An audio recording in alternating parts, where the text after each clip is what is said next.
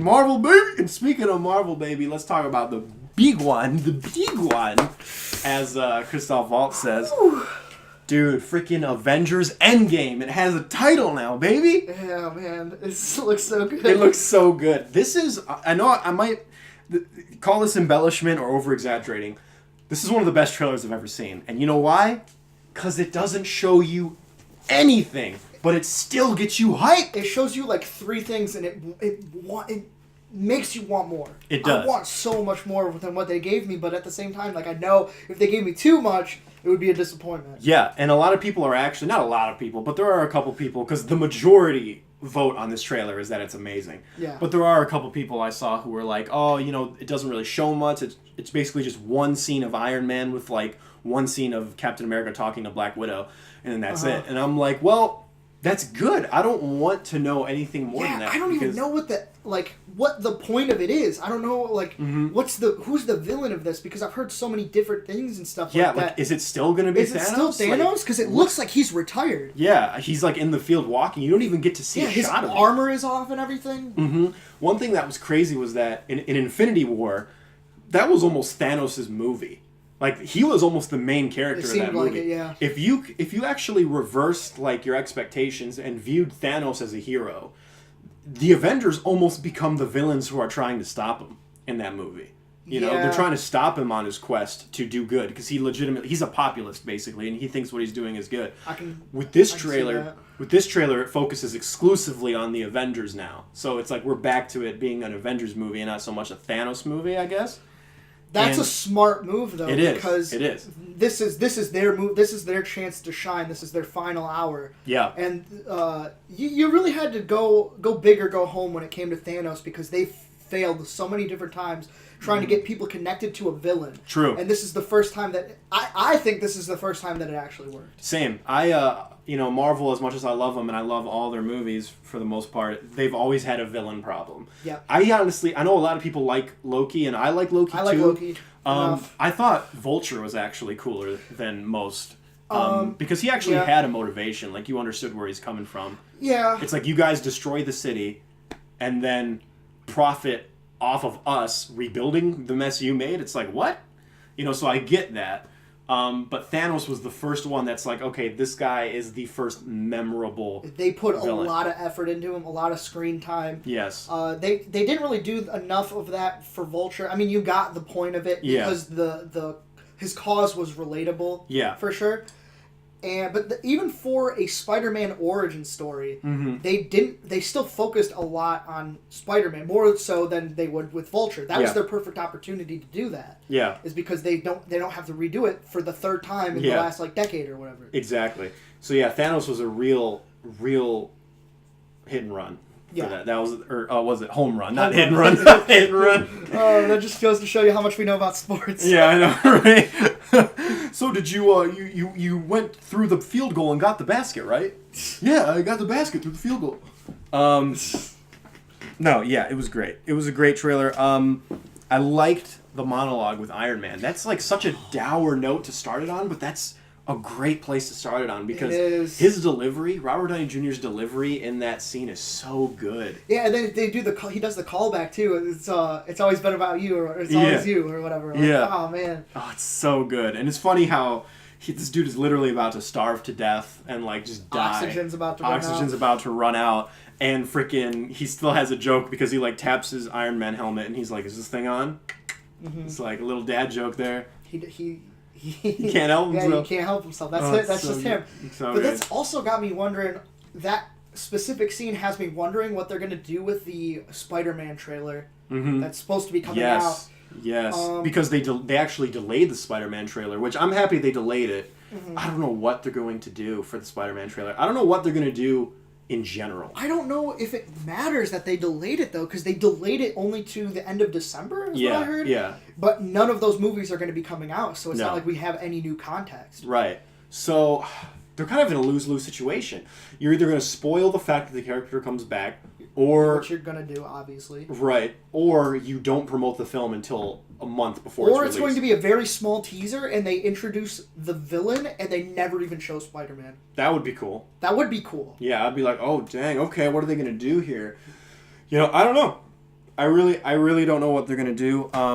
Going back to Avengers Endgame trailer though, where do you think Nebula is? Because Nebula was stranded on Titan with Tony. It was Nebula and Tony. Didn't she have together? She came with a ship. She came with a different ship. Yeah. Bet you any money she just takes off. She just takes off. Wow, that's a bitch thing to do. That is a very bitch thing to do. I mean, she is a bitch though. She's awful. Yeah, I mean, I like the character. Never been a fan of her. Yeah, like, I mean, you know. Yeah, I get what you mean. Yeah, I like the character, but like, man, she sucks. I'm like, she man, sucks. Really, Nebula? Like, you're a bitch. You're just she probably does do something like that. She probably does. Leaves him stranded. Yeah. The only thing that I can see him doing is like learning alien technology and building a ship. Yeah, I don't know how he would do it in a day. Yeah, it seems like this film is going to be more.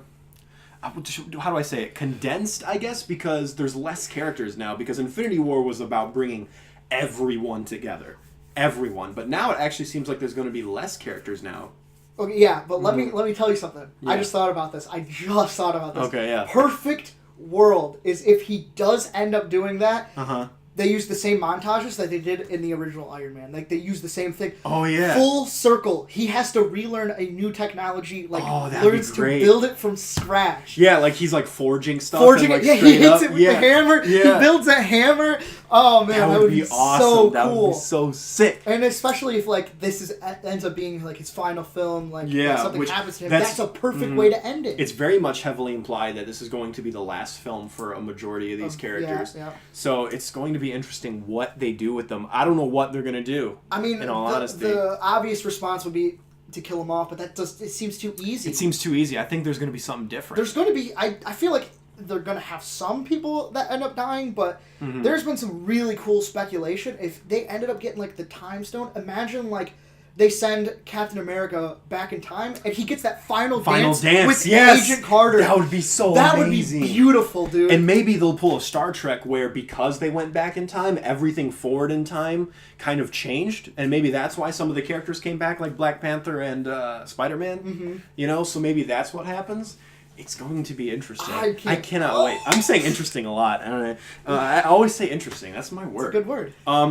There's a lot of speculation, too, that Ant-Man is actually going to play a big role in the new one. It's like... It seems like it. Yeah, because he clearly knows about the quantum realm, and he was able to escape it. Yeah. And it really doesn't seem like there's a lot of options but to just throw in the amplifying one to get him bigger and stuff like that.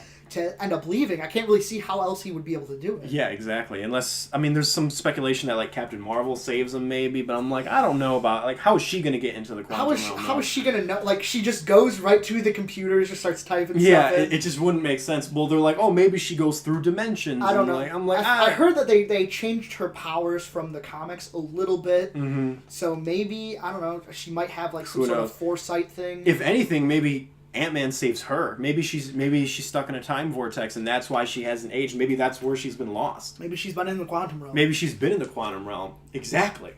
So I don't know, man. It's gonna be interesting. Were you?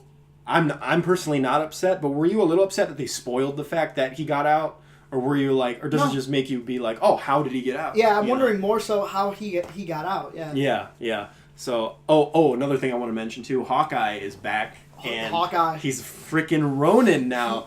For those of you who don't know, Hawkeye in the comics, I can't remember what happened. Oh, this is total comic book logic right here. In the comic books, Hawkeye died, of course, and then came back to life, of course, comic books. But he came back to life kind of mentally unstable, and he kind of went insane. Okay. He was still a hero, but he was very much more Punisher-esque than, like, Hawkeye was. Oh, okay. And so he's like a vigilante. And then he became Ronin, which is like the samurai character. So he became Ronin, which is kind of confusing because there's another Ronin who's the villain in Guardians of the Galaxy. So we got two Ronins going on here. But it's spelled differently. With an I. With an I, so that's like samurai. Yeah. So he's like a samurai. And he is wearing the Ronin gauntlets and the costume in the trailer. He looked like a Doctor Strange monk.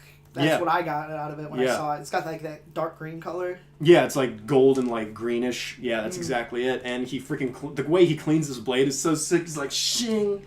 Dope. Yeah, it seems like I heard that it's implied that he lost his family. Yes, especially because of Captain America's voiceover. He's like, we've lost friends, we've lost family, and it shows him. So heartbreaking. That's so brutal. Holy crap. That would send him over the edge to go back. That would send him over the edge. Yeah, yeah. And another thing, too, I was telling you about it, but I want to mention it, is Jeremy Jahns made this entire theory. He's like, why are they so surprised to see Scott Lang? Like, is it because, like, when Thanos said he was going to remove 50% of all life, now that Scott Lang is back, like, all of a sudden the balance is off and it's not 50%? Like, it's not 50% of the world gone anymore? It's like 50% and a half now that he's back? Like, does that set off the balance? But if there's another planet and 20% of that planet goes away, but then 30% of Earth goes away, does that still count as, 50%? Like, why is Ant-Man, like, setting off the balance? And I'm like, or they're just shocked to see him because they thought he died. Yeah.